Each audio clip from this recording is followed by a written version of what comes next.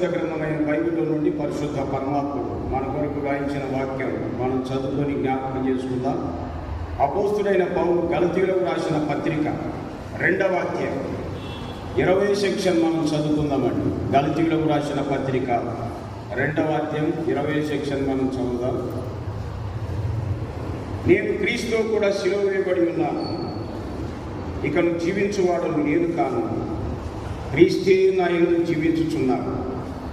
నేనిప్పుడు శరీరమందు జీవించున్న జీవితం నన్ను ప్రేమించి నా కొరకు తన్ను తాను అప్పగించుకున్న దేవుని కుమారుని అందరి విశ్వాసం వల్ల జీవించుచున్నాను. ప్రభు ఈ వాక్యం మన కొరకై వివరించి వినిపించునుగాక. ఆమెనండి. కొందరు మర్చిపోయినారండి, ఏమనుకోకుండా చెప్పాడు. కొత్త సిద్ధాంతం అనుకుంటారండి, పూర్తి న్యారో ఉంటే ఒక ఆత్మ కూడా బాగుపడలేదు. చూడండి, అసలు కొద్దిగా రాను బ్రాడ్ మైండ్ రావాలి. చాలా ముఖ్యమైనటువంటి బ్రాడ్ మైండ్ లేకపోతే ఒక వ్యక్తిని కూడా మనం క్రీస్తు కోసమై సిద్ధపరచలేము. ఓకే, పూర్వీకులు అంటే మనం మేధావంతులం అంటే అది చెప్పడం లేదు, వాళ్ళకంటే గొప్పలం అని చెప్పడం కాదు. కానీ వాళ్ళు వేసిన పునాది మీద మనం కట్టబడుచున్నాం. అది చూడండి, మంచిది అండి. చదువుకున్న వాక్య భాగము గలతీ పత్రిక 2వ అధ్యాయం 20 సెక్షన్ మనం చదువుకున్నామండి. నాకు శిక్షలు చెప్పేది అలవాటు అయిపోయింది. ఎందుకంటే ఈ బైబిల్ అన్నటువంటిది దేవుని ధర్మశాస్త్రం, ఇది ఒక లా, గాడ్స్ లా అంటారండి. కాబట్టి ఈ లాలో చాలా చట్టాలు ఉన్నాయి, సెక్షన్స్ ఉన్నాయి. దేవుడెవరో కాని వారు ఎవరో తేల్చి చెప్పొచ్చు అండి. అసలు పరిశుద్ధులు ఎవరో కాని వాళ్ళు ఎవరు కూడా తేల్చి చెప్పొచ్చు. అక్షరాల పరలోకం ఎవరు వెళ్తారో ఎవరు వెళ్ళారో కూడా తేల్చి చెప్పొచ్చు అండి, సెక్షన్స్ ప్రకారం. కాబట్టి దయచేసి ప్రతిదీ కూడా మనం వచనం అనుకుంటున్నాం, వచనం అనొచ్చు, సెక్షన్స్ అని కూడా చెప్పవచ్చు అండి.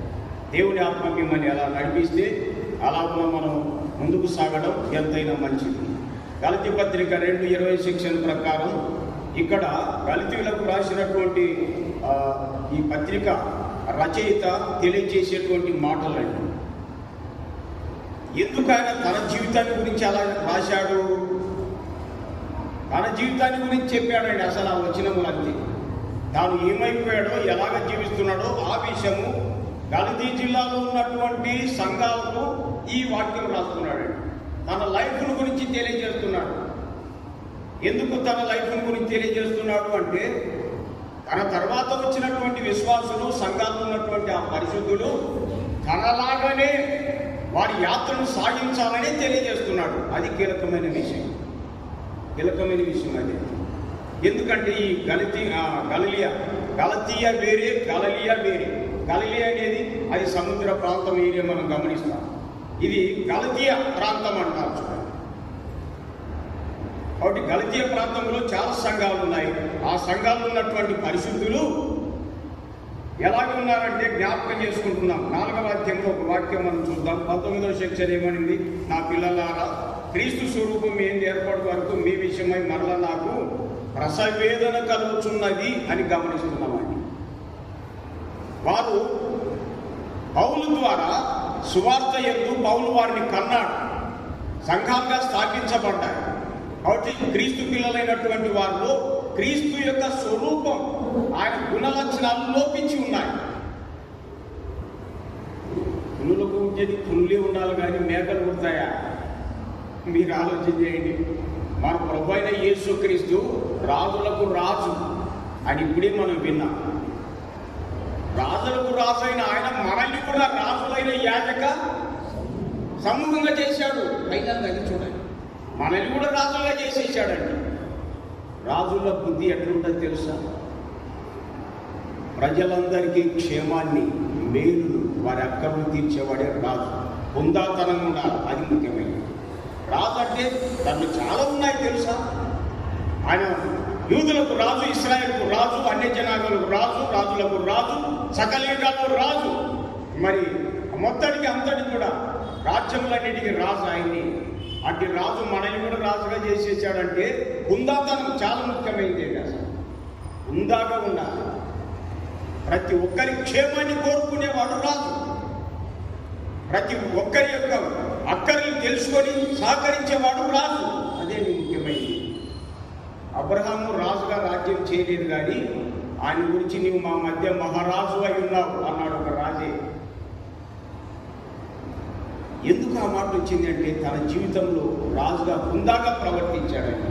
కాబట్టి దేవుని పరిశుద్ధులారా శల్యుడు కూడా చెప్తున్నా, ప్రతి ఒక్కరి ఎలా హుందాగా ప్రవర్తించాలి, వాళ్ళ బాధ ఏంటో గుర్తించాలి, వారి అక్కర్లేంటో గుర్తించాలి, మన డ్యూటీ మనం చేయాలండి అసలు.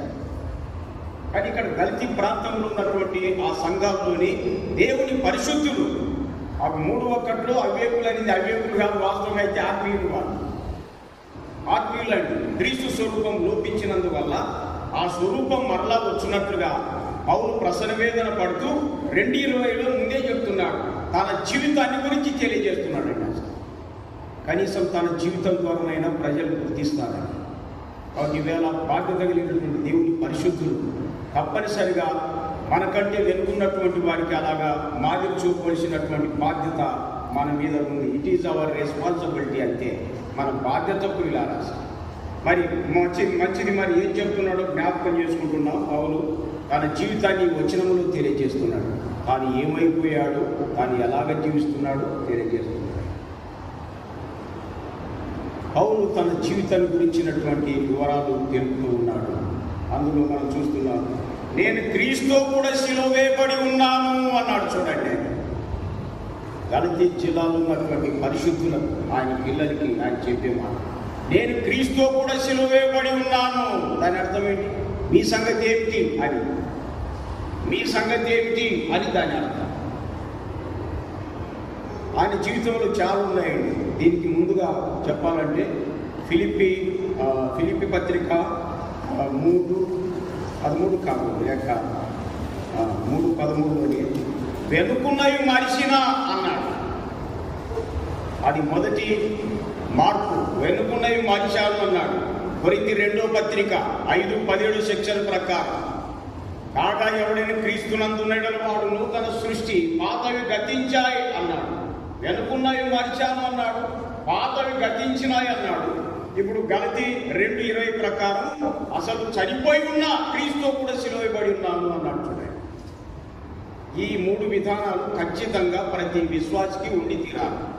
వెనుకున్నవి మర్చిపోవలసిందే, క్రొత్త సృష్టి, పాతవి గతించాల్సిందే. తర్వాత క్రీస్తు కూడా సిలువబడి ఉన్నానంటే ఇంకా జీవించేది నేను కాదు, క్రీస్తే నా యందు జీవిస్తున్నాడు అన్నాడండి. అందుకే ఈ 4వ అధ్యాయంలో మనం గమనిస్తాం. 14వ సెక్షన్లో గలతీ 4:14 ఏమని తెలుసు ఒక మాట, అప్పుడు నా శరీరంలో మీకు శోధన ఉండే దాన్ని బట్టి నన్ను మీరు నిరాకరింపలేను లేదు, కానీ దేవుని దూతను వలెను క్రీస్తు యేసును వలెను నన్ను అంగీకరించి తిరిగి అనే మాట ఉంది. అసలు పౌలు ఆయన సేవలో శరీరంలో బలహీనుడైపోయాడు. కళ్ళ జబ్బు, కడుపు జబ్బు, అంతా జబ్బు మనిషి అయిపోయినాడు. కళ్ళలో నీళ్లు కాడుతున్నారు. అప్పుడు మీరు నన్ను ధృవీకరింపలేదు, కానీ దేవుని దూత వలె క్రీస్తు యేసును వలె మీరు అంగీకరించినారు అన్నాడు. చూడండి ఎట్లా నడుచుకున్నాడు ఆయన. అసలు క్రీస్తే అన్నట్టుగా వారు భావించారు. గలతీ జిల్లాలో ఉన్నటువంటి దేవుని పరిశుద్ధులందరూ కూడా అలా భావించారు, అలాగ అంగీకరించినారు. అందుకే కొరింథీయుల 11:1 అన్నాడు కదా, మీకు ఎన్ని తెలుసు, నేను క్రీస్తుని పోలి నడుచుకుంటున్నాను వారికి రాశాను. ఈ గలతీ ప్రాంతంలో ఉన్నటువంటి వీళ్ళేమో క్రీస్తు యేసు వలె అంగీకరించినట్టు వాక్యంలో మనం చూస్తున్నాం. మంచిదండి, నేను క్రీస్తు కూడా సిలువబడి ఉన్నాను, ఇక జీవించువాడును నేను కాదు, క్రీస్తే నా యందు జీవిస్తున్నాడు అన్నాడండి. క్రీస్తే, ఈ మాటలు చూడండి, అసలు ప్రసంగమే కానీ చాలాసార్లు మనం పొరపాటు పడుతుంటామండి. నేనైనా నీవైనా మనం చాలాసార్లు, నిజమా కాదా బాబు, ప్రసంగమేమో మీ మటుకు మీ సంగతులు నాకు తెలియదు, కానీ నాకు చాలా భయం అండి ప్రసంగాలు. ఎందుకంటే మనం ఏం చెప్తున్నామో అది ఖచ్చితంగా ఫాలో కావాల్సింది, లైఫ్లో కనిపించాలి.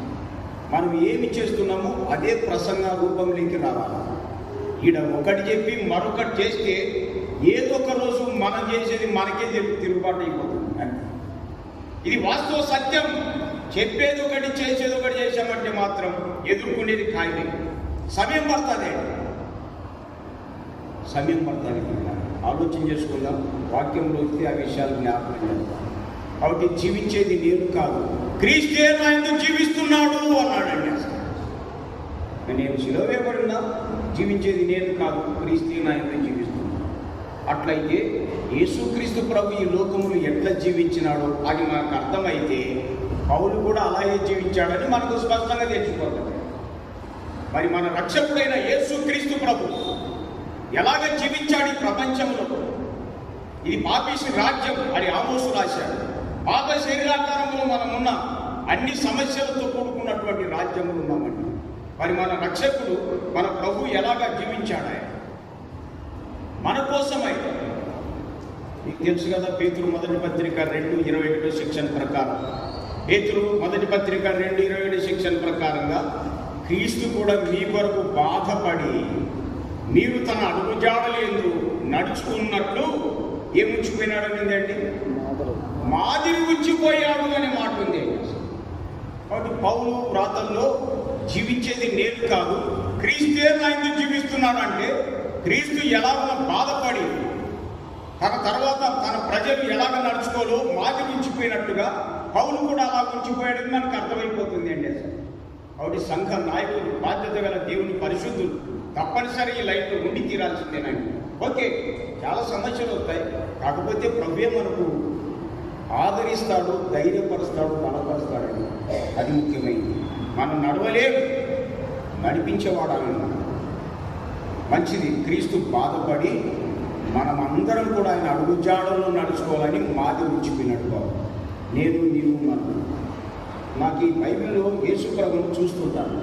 అసలు ఆయన మా పరిస్థితులలో గమనించినప్పుడు మనసల్లా మెల్ట్ అయిపోయింది, కడిగిపోతుంటుంది. అసలు కఠినత్వం ఉంది, క్రూరత్వం ఉంది, శరీరంలో పాపం ఉందా లేదా అంటే అందరికీ మీకుందో లేదో నాకు మాత్రం ఉంది. శరీరం ఉంది అన్ని రోజులు మనకేముంటాయి, శరీరంలో పాపం ఉంది. కాకపోతే దాని మీద విజయం క్రీస్తు యేసునందని విశ్వాసం ఉంది. ఆ ప్రభు మాదిరి చూపాడు, అది కీలకమైన విషయం. మంచిది, ఆయన మాదిరి ఉంచిపోయాడు. ఏ విషయంలో మాదిరి ఉంచాడో కొన్ని జ్ఞాపకం చేయాలని వరుసగా ఇష్టపడుతున్నాం, కొన్ని జ్ఞాపకం చేసుకున్నాం వరుసగా. ఆయన జీవితమే మనకొక మాదిరి, అది ఫస్ట్. ఆయన జీవితమే మనకొక మాదిరి అని గమనిస్తామండి. ఆయన జీవితం ఎలాంటిది? చాలా ఉన్నాయి, అన్ని చెప్పుకోవడానికి వీలు కాదు, కొన్ని మాత్రం నంబర్ 1గా జ్ఞాపకం చేస్తుంది. ఆయన జీవితం గురిలాగా ఒకటి హెబ్రీ పత్రిక 7:26 సెక్షన్ ప్రకారం, 1:7:26 ప్రకారంగా పాపులలో చేరక ప్రత్యేకంగా ఉండిన వాడుగా ఉన్నాడు. అది రైట్, అది చూడండి. ఆయన జీవితం ప్రత్యేకమైనటువంటి జీవితం. మీకు గుర్తు చేశానో లేదో ఒకసారి, ఆయన మనకు సరిపోయిన వాడు అని. పుట్టింది ఇశ్రాయేలు వారు, యూదా గోత్రంలో జన్మించాడు. ఈ ప్రపంచంలో అందరితో సహవాసం చేశాడు. అందరితో సహవాసం చేసినా అందరూ వ్యతిరేకంగా ఉండిపోయారు, కానీ ఎవరితో రాజీ పడలేదండి ఆయన. అసలు యూదులు చంపాలనుకున్నాడు, అసలు ఆయన గోత్రమే యూదా గోత్రం నుండి వచ్చేసాడు. సొంత జనాంగం వాళ్ళు చంపాలనుకున్నా వారికి భయపడి రాజీ పడ్డాడా? నో, ప్రత్యేకమైన జీవితం ఆయన తెలుసా? ఇవాళ నిజంగా యేసు ప్రభువులు ఉన్న వాళ్ళు కూడా ప్రత్యేకమైన వాళ్ళు ఏంటి నన్ను అడిగితే, నీ గోత్రం ఏంటో నాకేం తెలియదు, కానీ నా గోత్రం కోతుల రాజారావు అంటారు. కోతులు చాలా మంది ఉన్నారు, కాకుకోతులు కూడా ఉన్నారు. నో, అందరితో సమాధానం ఉంటా, కలిసిమెలిసి ఉంటా, కానీ వాక్యానికి వ్యతిరేకంగా సచేమిరం మావాడు కాదు, అంతే. బంధు బలగాలు ఉంటే ముందుగాక, కానీ వాక్యానికి లోపడడం లేదు వాళ్ళు. కారణం, సత్యంలో క్రీస్తు కూడా శిలువ వేయబడి నన్ను జీవించేది నేను కాదు, క్రీస్తు అన్నాడు. క్రీస్తు ఏ గోత్రానికి, తన ఇశ్రాయేలు జాతి వాళ్ళకి ఎవరికి లోబడలేదండి. అసలు ఆయన జీవితమే ప్రత్యేకమైంది. ఈవేళ దేవుని పరిశుద్ధి చెల్లింపుకొని చెప్తున్నా, మీ గోత్రాలు ఏంటో నాకు తెలియదు, కానీ మీ గోత్రములతో రాజు పన్నవాటి నువ్వు ఎవరికి పనికిరావు నన్ను అడిగింది. నువ్వు పనికేరావు, నేను కూడా పనికిరానండి. వాస్తవం నిజమా కాదండి? కథలు ఆయన చంపాలనుకున్నారు లేదండి. యోహాను 10:31, 32, 33 సెక్షన్లు ఉంటుంది. యోహాను సువార్త 1:7 కూడా అదే మాట ఉంటుంది. సొంత గోత్రం వారు చంపాలి, స్వకీయులు అంగీకరించలేదని యోహాను 1:11 మనం చూస్తాం. ఇలాంటివి చాలా ఉన్నాయండి. ఆఖరిని యూదులు శిలువ వేస్తారని కూడా తెలుసు, అయినా వారికి లోబం లేదు. కారణం, ఆయన జీవితం ప్రత్యేకమైనటువంటి. కాబట్టి దేవుని పరిశుద్ధులారా, మనకు దొరికిన ప్రభు గొప్పవాడండి అసలు. కాబట్టి మన జీవితం కూడా ప్రత్యేకత అనేది చాలా ముఖ్యమైనది. ఇంకా చాలా ఆయన జీవితం గురించి ఆలోచన చేస్తాం. హెబ్రీ పత్రిక 12వ అధ్యాయం 2వ సెక్షన్ నుండి మనం చదివితే 2-3 సెక్షన్లు కాబోలు. పాపాత్ములు తనకు వ్యతిరేకంగా చేసిన తిరస్కారం అంతా ఏం చేశాడు? ఓర్చుకున్నాడు అనిందండి. మనం ఓర్చుకుంటామా? చూడండి, అక్కడే నువ్వు మనం ఫెయిల్ అవుతుంటామండి. ఒక్కోసారి మా సేవ జీవితంలో చాలా మంది ఇంట్లో పడే పెట్టారని కంట్రోల్ అన్నారుగా. ఒక్కోసారి మన వాళ్ళే చేసుకుంటారు, మన ఇంట్లో వాళ్ళే చేస్తారు, మన స్థానికులే చేస్తారు. కానీ ఏం చేయాలంటే పాపాత్ములు, ఆయనేమో పరిశుద్ధుడు, పవిత్రుడు. అలాంటి పరిశుద్ధుని, పవిత్రుని పాపాత్ములు ఏం చేశాడు?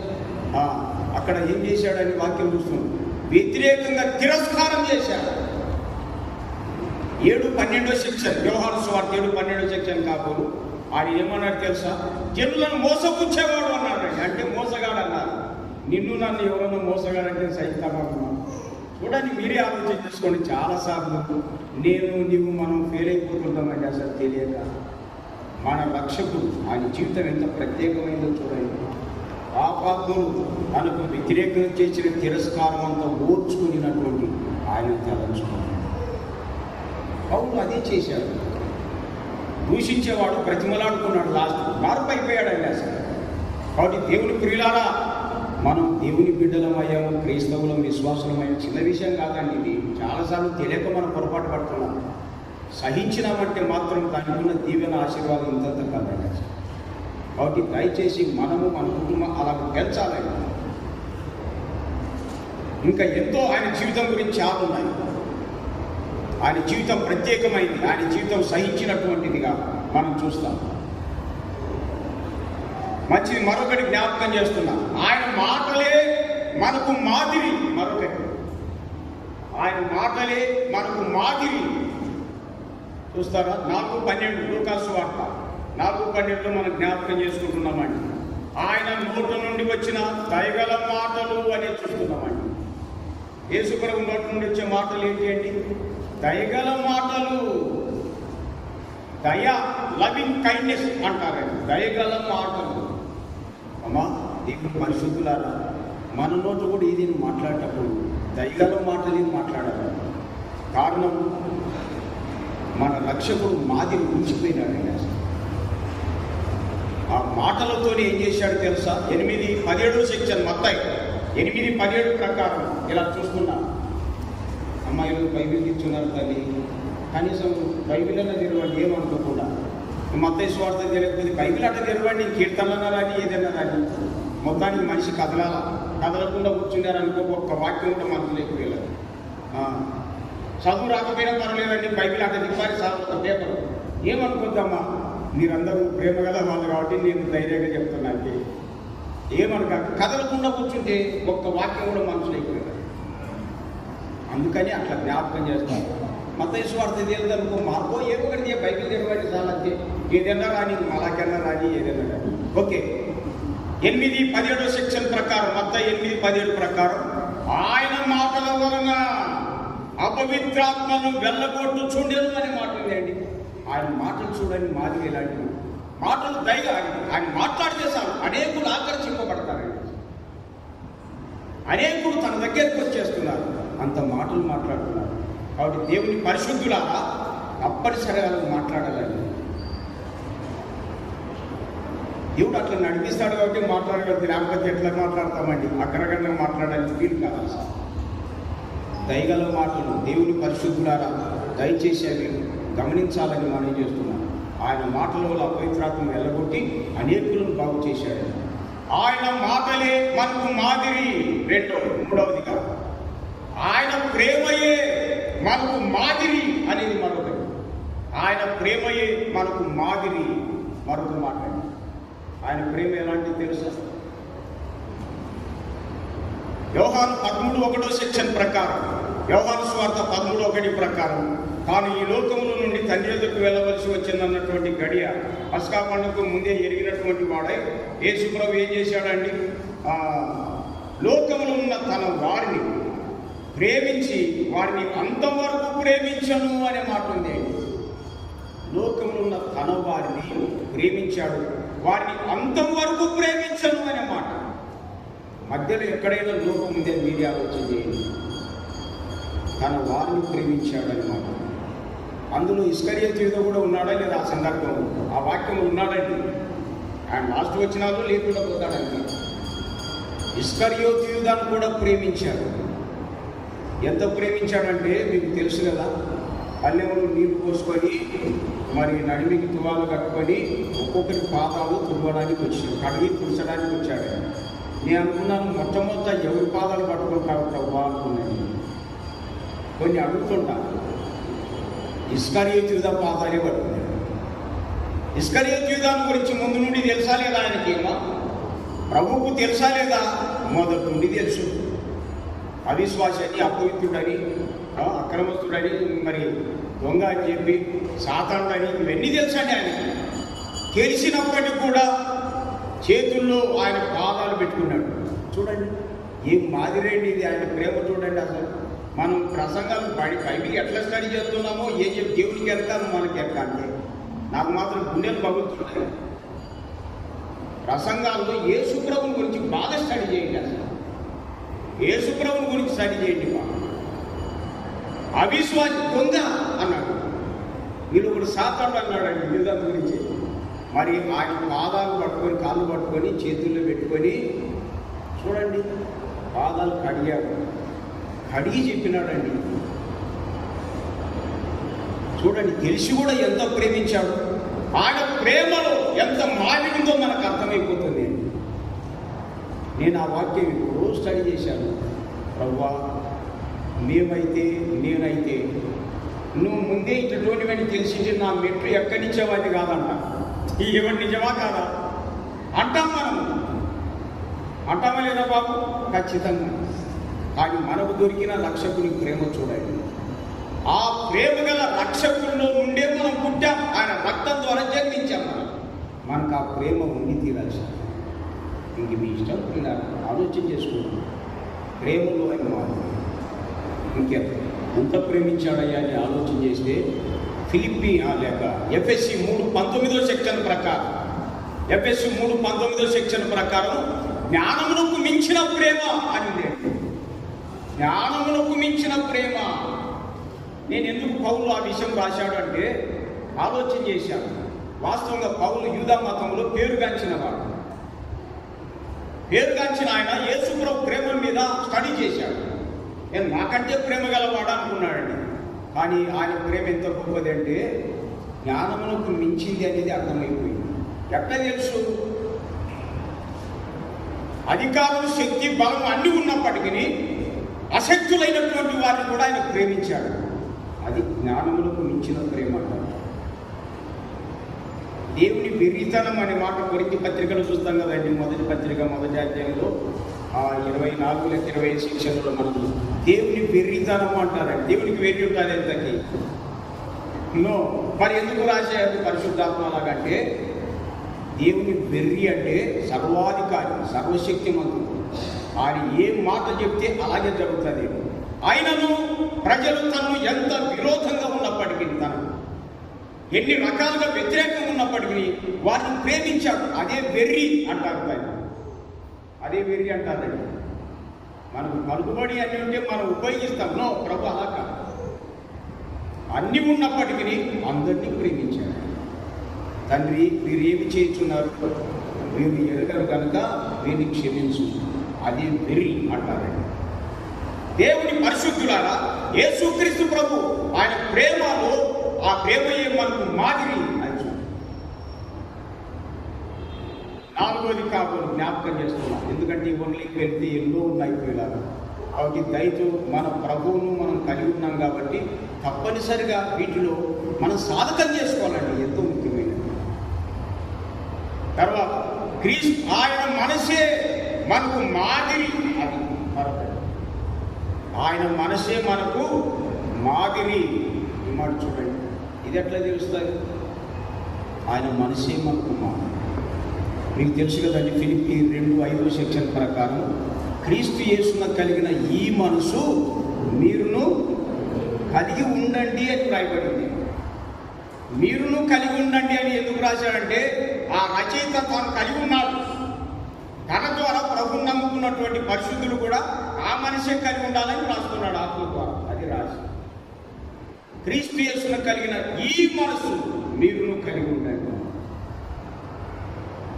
ఏ మనసు అక్కడ ఈ అనింది. ఇక్కడ ఒక్కొక్క అక్షరంలోనే మనకు కొన్ని పాఠాలు ఉంటాయి. ఈ అని ఈ మనసు అక్కడ ఈ మనసు అంటే ఆయన దేవుడై ఉండి మానవుడికి వచ్చేసినాడు. ఆయన యజమానుడై ఉండి దాసుని స్వరూపం ధరించాడు. ఆయన పైగా ఉండి కూడా క్రిందివానిగా వచ్చేసాడు. అధికారి ఉండి కూడా అనాధికారిగా వచ్చేసాడు. అమరుడై ఉండి మరణం పొందడానికి వచ్చాడు. దీన్ని తగ్గింపు అంటారు చూడండి, దీన మనసు అంటారు. అందుకే ఈ మనసు అనే మాట కనబడు. ఈ మనసు కాబట్టి దేవుని పరిశుద్ధులారా, దేవుడు మిమ్మల్ని మీ కుటుంబాన్ని పిల్లల్ని ఉన్నత విద్యావంతులుగాను ఉన్నత పదవులు గల వారు గొప్పవారిగాను చేయుగాక.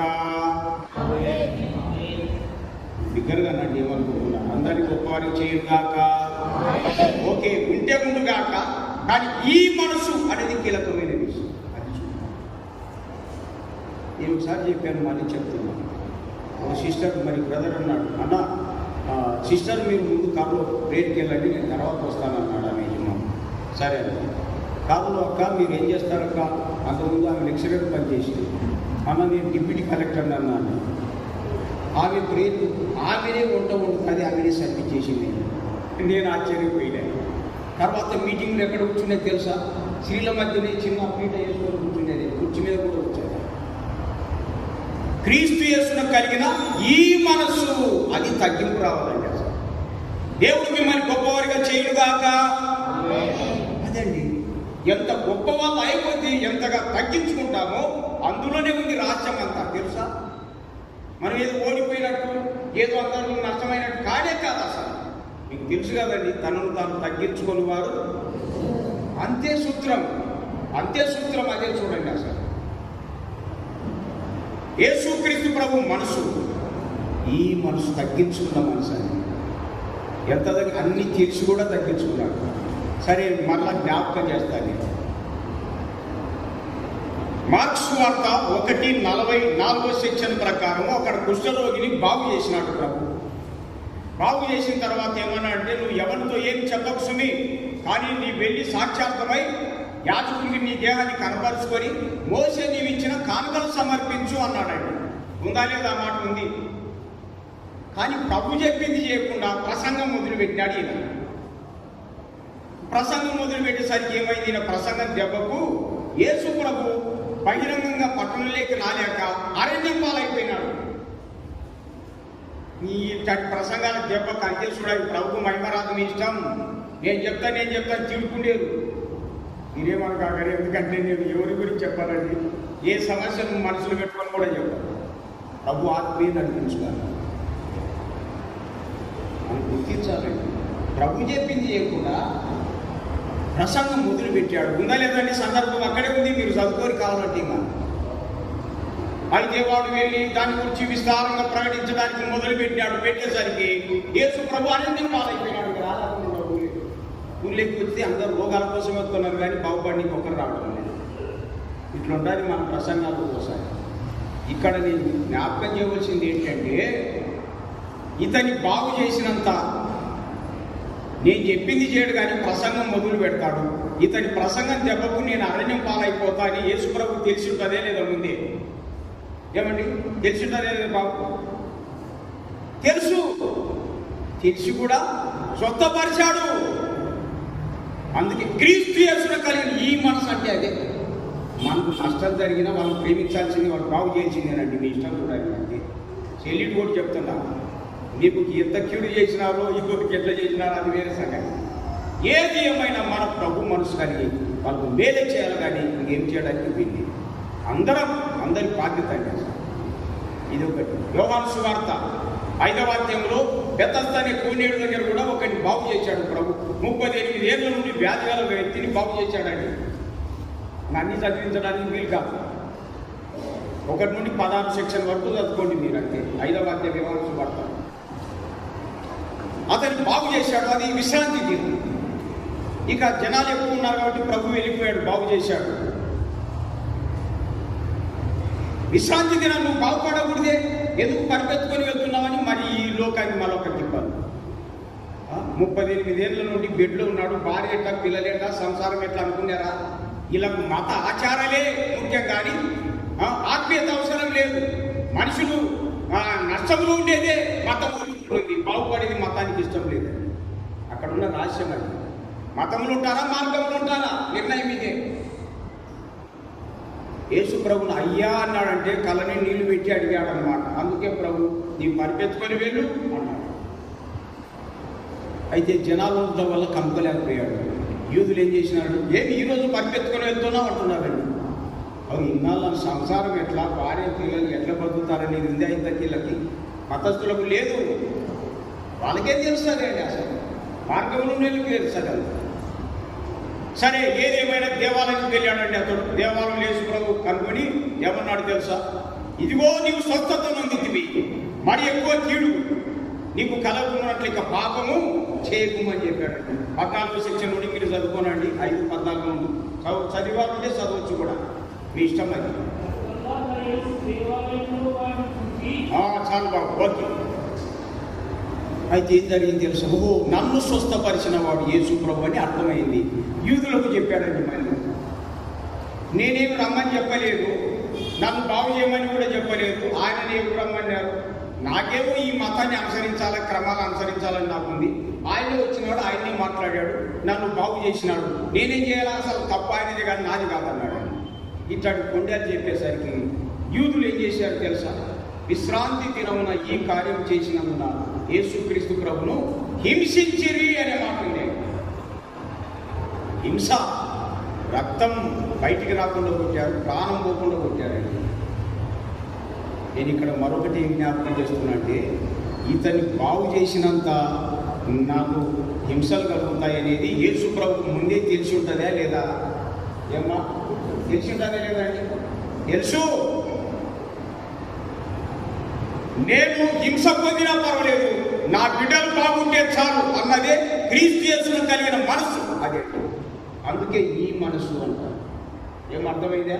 మీరు ఎవరితో కొట్లాడుతున్నారు నాకేం తెలియదు, కానీ వచ్చే మీటింగ్ కల్లా వార్త కూడా మాట్లాడి తీసుకురారండి. మీ ఇష్టం చూడండి, చెల్లి కూడా చెప్తాను. మీరు ఎట్లా చెప్తారో ఏమో నాకేం తెలియదు, వదిలిపెట్టకు. ఎందుకంటే క్రీస్తు యేసును కలిగిన ఈ మనసు మీరును కలిగి నాతో అట్లా చేపించినాడండి ప్రభు. అందుకే నేను విగ్రహంగా చెప్తున్నాను. నేను సేవకు వచ్చాను.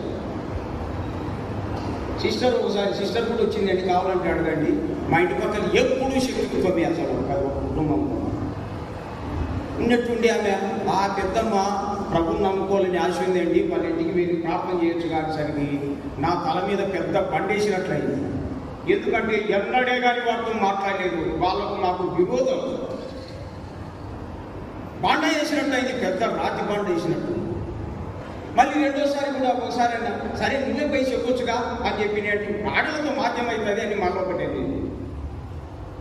మరొక బండ వేసినట్టు అయింది. నాకు రాతి మీద రాయి, తల మీద రాళ్ళు గుండ్రాలు పడినట్టు అయింది. ఎందుకు అంటే దేశం వల్ల తిరుగుతుండా సువార్త చెప్పడానికి, ఇంటి పక్కలోని చెప్పడం లేదు. నేనేం సేవబ్బా, ఏం సేవకుని నేను అనిపించింది. నాకు ఏం సేవకుని సిగ్గుసేటు అనిపించిందండి. చెమటలు పడుతున్నాయి, ఆమె గుర్తు లేదు, కానీ నాకు మాత్రం ప్రతిరోజు చెమటలు పడుతున్నాయి. ఎట్లా చేయాలో ప్రభావ.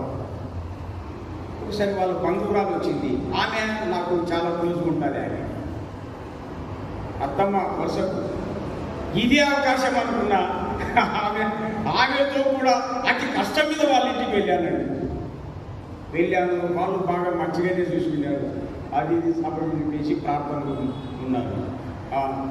ప్రార్థన చేసిన వాక్యం చెప్పాను. మొత్తానికి ప్రార్థన చేసి బయటకు వచ్చాక చల్లకుంది నాకు హృదయం. క్రీస్తు యేసును కలిగిన ఈ మనసు నీవు కలిగి, ఇది చాలా ముఖ్యమైనది. ప్రభుకు అన్నీ తెలిసి కూడా, తనకు బాధ వస్తుందని తెలిసి కూడా బాగు చేసేసాడని.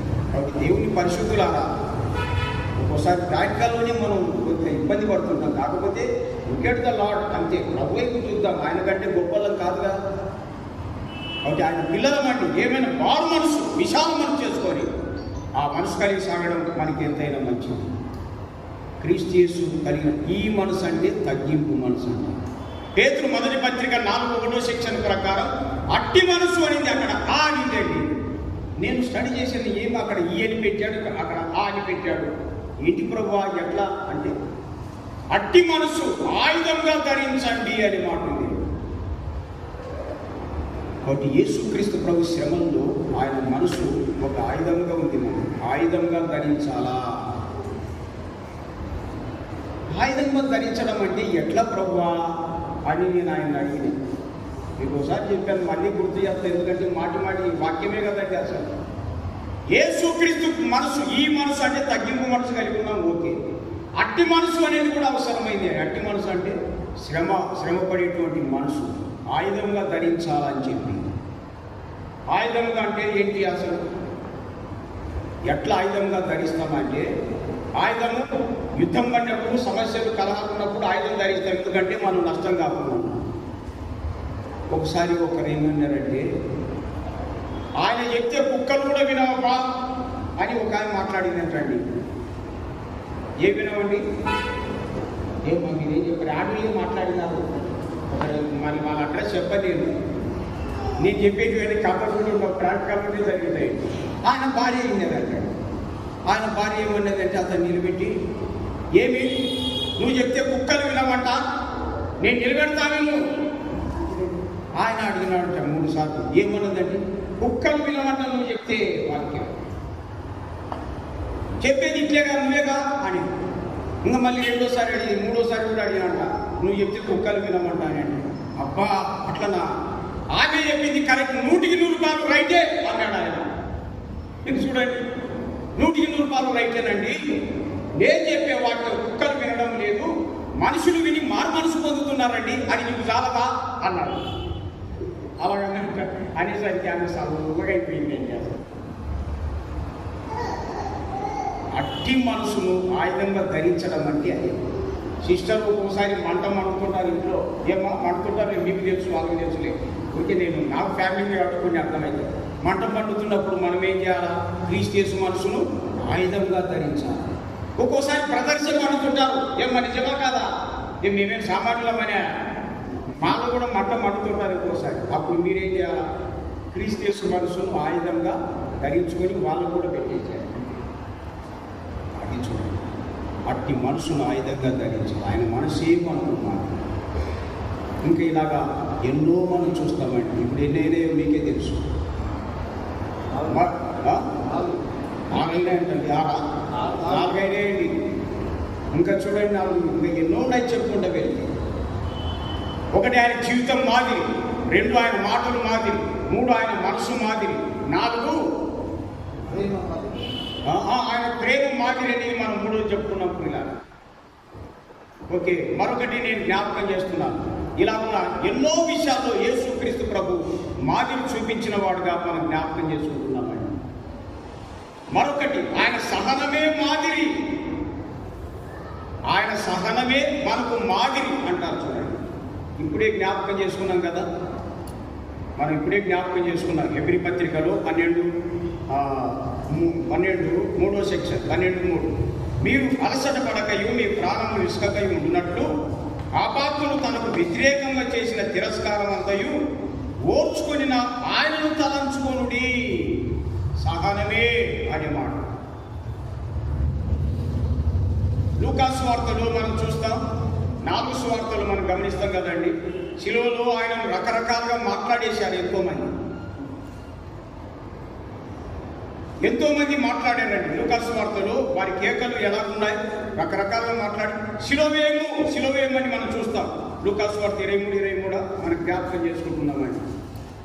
లూకా సువార్తలో 23:23 ఇలా చూస్తున్నాం. 23:23లో, అయితే వారు ఒకే పట్టుగా పెద్ద కేకలు వేసి వీనిని సిలువేయమని అడగగా వారి కేకలే గెలిచెను. యేసు ప్రభు ఎలాంటి వాళ్ళండి? అసలు ఆయన సార్వభౌమాధికారి, సర్వశక్తిమంతుడు ఆయన. నిష్కారణంగా ప్రజలు శిలోవేము శిలోవేము అంటున్నారండి. ఆయన ఏం చేశాడు? అన్నిటిని సహించాడు, ఓర్చుకున్నాడు. కాబట్టి ఆయన సహనమే మనకు మాదిరి అని ఇంకా దాని మీద 34లో చెప్పాడు కదా, 34 వాళ్ళని క్షమించమనే చెప్పాడు. ఆయన సహనం మనకు ఒక మాదిరిగా జ్ఞాపకం చేసుకుంటున్నాం. తర్వాత మనం జ్ఞాపకం చేసుకుంటున్నాం మార్కు సువార్త 7వ అధ్యాయంలో మరొకటి ఆఖరి వచ్చినని మనం గమనిస్తాం. 7 ఆయన కార్యములే మనకు మాదిరి. మార్కు సువార్త 7వ అధ్యాయంలో ఇలా జ్ఞాపకం చేసుకుంటున్నాం. చూడండి, 7వ అధ్యాయంలో విషయం మనం చూస్తున్నాం. ఆఖరి వచ్చిన మనం చదువుకుందాం. ఏముంది అక్కడ? 37 ఈయన సమస్తమును బాగుగా చేసి ఉన్నాడు అనే మాట. చెడగొట్టేది ఒకటి చేయలేదు, సమస్తాన్ని బాగు చేసినటువంటి వాడు ఆయన. ఆయన కార్యములే, ఆయన పనులే మనకు మాదిరి అంటారు. సమస్తమును బాగు చేశాడు కానీ ఏనికి ఎవరికి నష్టం చేయలేదండి. అదే మాట. కాబట్టి దేవుని పరిశుద్ధులారా కృతజ్ఞతలు చెప్పి తెలియజేస్తున్నా. ప్రత్యక్షంగా కానీ పరోక్షంగా కానీ ఎవరికి దేనికి నష్టం కలగకుండా జాగ్రత్త పడాలండి.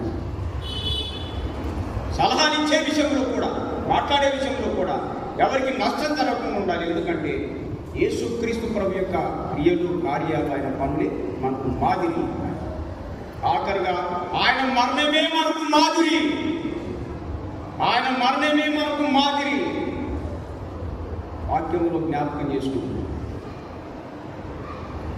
యోహాను మొదటి పత్రిక 3:16 సెక్షన్ ప్రకారం, యోహాను మొదటి పత్రిక 3:16 ప్రకారం ఆయన మన నిమిత్తం తన ప్రాణం పెట్టెను అనే మాట చూడండి. ప్రాణం ఎందుకయ్యా అంత ఘోరంగా బాధలు? ప్రాణం మన కొరకు పెట్టాడంటే మన నిమిత్తమే పెట్టాడండి. ఆయన పెట్టకపోతే మనం దావాల్సి వస్తుంది, మనం బాధపడాల్సి వస్తుంది. ఎంత మాదిరిలో చూడండి. ఆయన మరణమే మనకు ఒక మాదిరి. రోమా పత్రిక 5:8 సెక్షన్ ప్రకారం, రోమా 5:8 ప్రకారం దేవుడు మన ఎడల తన ప్రేమను వెల్లడిపరుచున్నాడు. ఎట్లనగా మనం ఇంకనూ పాపులమైనగానే క్రీస్తు మన కొరకు చనిపోయాను. మన కోసమే ఆయన చనిపోయాడు. ఎంత మాదిరిలో చూడండి. ప్రియులారా, పౌలు అన్నాడు, జీవించేది నేను కాదు, క్రీస్తే నాయకుడు జీవిస్తున్నాడు. అందుకే 21:13 సెక్షన్ అపోస్తుల కార్యాలు పౌలు కూడా, మీరు ఏడ్చి నా గుండెలు ఎందుకు బద్దలు చేస్తారు? 21:13 అపోస్తుల కార్యాలు. నేను యెరూషలేములో బంధింపబడటకు మాత్రమే కాదు, మన ప్రభు అయిన యేసుక్రీస్తు నామం కొరకు, ఆయన కోసం చనిపోవడానికి కూడా సిద్ధంగా ఉన్నా అన్నాడు. కారణం, నేను జీవించేది నేను కాదు, క్రీస్తే నా యందు జీవిస్తున్నాడు. కాబట్టి దేవుని ప్రియులారా, ఆయన యొక్క మరణమే మనకు మాదిరి. క్రీస్తు కూడా మీ కొరకు బాధపడి మీరు తన అడుగుజాడలు నడుచుకున్నట్లు మీకు మాదిరి ఉంచిపోయానన్నాడు. ఇది కలిగినటువంటి పౌలు అందుకే అన్నాడు, నేను క్రీస్తుతో కూడా సిలువబడి ఉన్నాను, జీవించువాడని నేను కాదు, క్రీస్తే నా యందు జీవిస్తున్నాను. ప్రభు ఈ వాక్యాలు మనకై దీవించుగా.